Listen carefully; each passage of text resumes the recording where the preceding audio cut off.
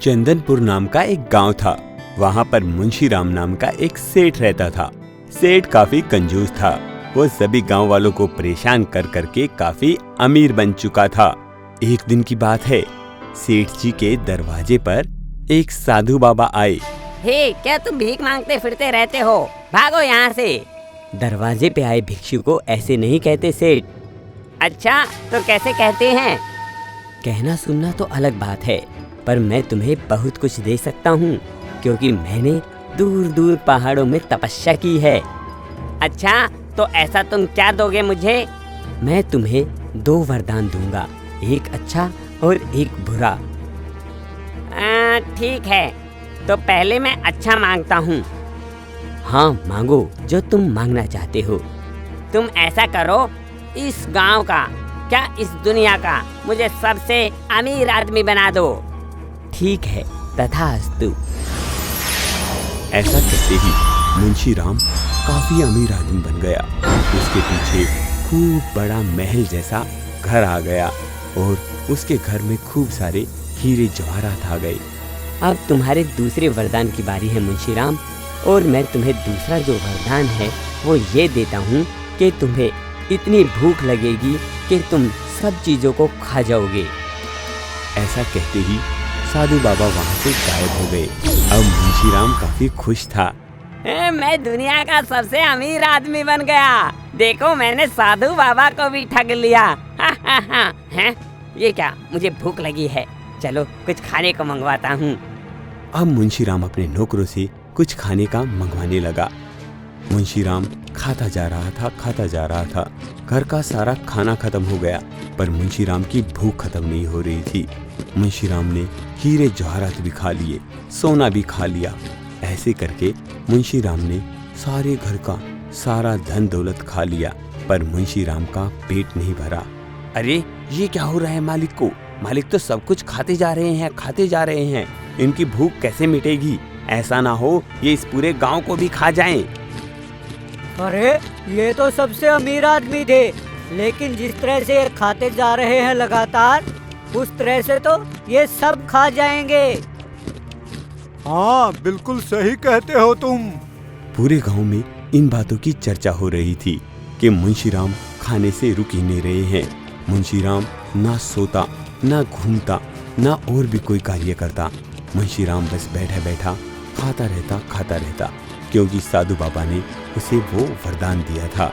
अब ऐसा दिन आया जब मुंशी राम सब कुछ खा चुका था।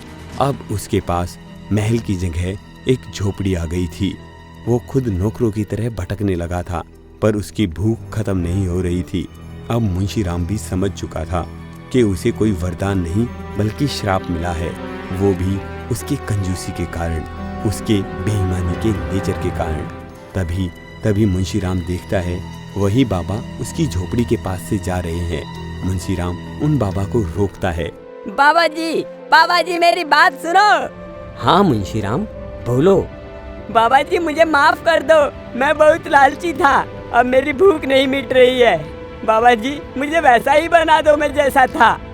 देखो, साधु के कहे वचन मुंशी राम कभी वापस नहीं हो सकते। अब तुम कोई अच्छा कर्म करोगे तभी तुम्हारे दिन दोबारा अच्छे होंगे। पर बाबा जी, कहाँ का अच्छा कर्म? मेरी तो भूख ही खत्म नहीं हो रही है। जब भी देखो मैं भूखा मरता रहता हूँ। अब अगर ऐसी हालत रही तो मैं इंसानों को भी खाने लग जाऊंगा। ठीक है मुंशी राम, तुम अगर इतना आग्रह कर रहे हो तो मैं तुम्हारी इस परेशानी को दूर कर देता हूँ। तभी साधु बाबा एक मंत्र मारते हैं और आसमान से 2 बड़ी बड़ी रोटियां नीचे जमीन पर आ जाती हैं। मुंशी राम, तुम इन दोनों रोटियों को खा लो, तुम्हारी भूख शांत हो जाएगी। ऐसे ही रोजाना तुम्हारे लिए 2 रोटियां आएंगी, पर तुम्हें किसी को परेशान नहीं करना है। ऐसा कहकर साधु बाबा वहां से फिर से चले जाते हैं। अब मुंशी राम के लिए थोड़ी आसानी हो गई थी। रोजाना 2 रोटियां भगवान की तरफ से उसके पास आती और मुंशी राम उन्हें खा लेता था। ऐसे ही बरसात का मौसम आ गया। चारों तरफ घनघोर बारिश होने लगी। पूरा गांव पानी में डूब गया। गांव के सारे लोग छतों पर बैठकर अपनी जान बचा रहे थे। मुंशी राम भी अपनी झोपड़ी की छत पर बैठा था। तभी मुंशी राम के दिमाग में कुछ अच्छा करने को आया। उसने भगवान से अपनी 2 रोटियां मांगी। उसकी 2 रोटियां तभी वहां पानी में आके तैरने लगी और गांव के लोगों को लेने के लिए निकल पड़ा। अब एक रोटी पर गांव के सारे लोग थे तो दूसरी रोटी पर गांव के सारे पशु। इस तरीके से मुंशी राम ने बरसात और बाढ़ से सभी गांव वालों को बचा लिया था। गांव वाले भी इस बारे में बात कर रहे थे। मुंशी राम, अगर तुम्हें कहीं रास्ते में भूख लगी और तुम इन रोटियों को खा गए तो हम और हमारे पशु तो मर जाएंगे। पता नहीं कलिया भाई, पर मुझे इन रोटियों के ऊपर बैठकर भी आज भूख नहीं लग रही है। शायद भगवान ने मेरी सुन ली है, शायद यही मेरा वो अच्छा काम था। तभी आसमान से आकाशवाणी होती है। मुंशी राम, अब तुम अपने भूख वाले श्राप से मुक्त हो चुके हो। अब तुम्हें ऐसे भूख नहीं लगेगी। तुम्हें खुद को भूख लगते हुए भी गांव वालों को अपने हिस्से की रोटियों से बचाया है। ये तुम्हारे एक अच्छे कर्म में गिना जाएगा।